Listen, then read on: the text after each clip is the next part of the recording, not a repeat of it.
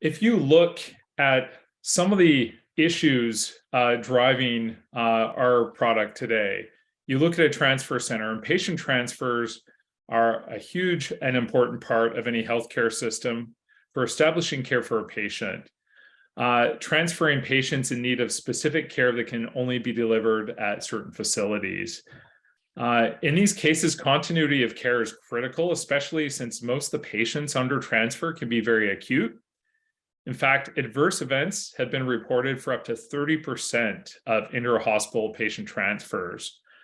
And if you look at this, at the foundation of patient transfer center workflows is communication.